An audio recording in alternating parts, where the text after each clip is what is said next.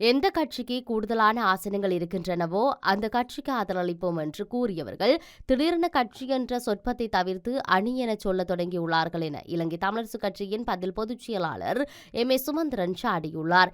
ஏனைய கட்சிகளைப் போல் ஒரு கூட்டத்தை ஒழுங்குபடுத்திவிட்டு அந்த விடயம் வெளியில் வந்தவுடன் காலவரையின்றி பிற்போட்டு விட்டோம் என்று சொல்வதும், அந்த கட்சியிலிருந்து இன்னொருவர் அப்படி ஒரு கூட்டம் நடக்கவே இல்லை, ஊடகங்கள் பொய் சொல்கின்றன என பொய்களை சொல்லும் வழக்கம் எங்களுடைய கட்சியில் இல்லை. ஆகவே கட்சியின் நிலைப்பாட்டை தெளிவாக தெளிவுபடுத்திய கட்சியின் தலைவருக்கு நன்றி சொல்ல கடமைப்பட்டுள்ளோம். சமஷ்டி அடிப்படையில் மக்களுக்கு ஆட்சி அதிகாரம் வழங்கப்பட வேண்டும் என்பதற்காக உருவாக்கப்பட்டதே இலங்கை தமிழரசு கட்சியாகும். தமிழ் மக்கள் நம்பிக்கை வைத்திருக்கும் ஒரே கட்சி இலங்கை தமிழரசு கட்சியாகும். அதுக்காக நாங்கள் ஏனைய கட்சிகளை புறக்கணிக்கவில்லை.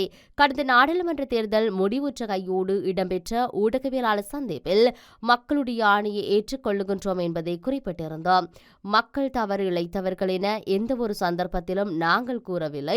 ஆட்சி முறை மாற்றப்பட வேண்டும் என 1956ஆம் ஆண்டிலிருந்து இன்று வரை மக்கள் வழங்கிய ஜனநாயக தீர்ப்பை இந்த நாட்டின் அரசுகள் கண்டுகொள்ளவில்லை.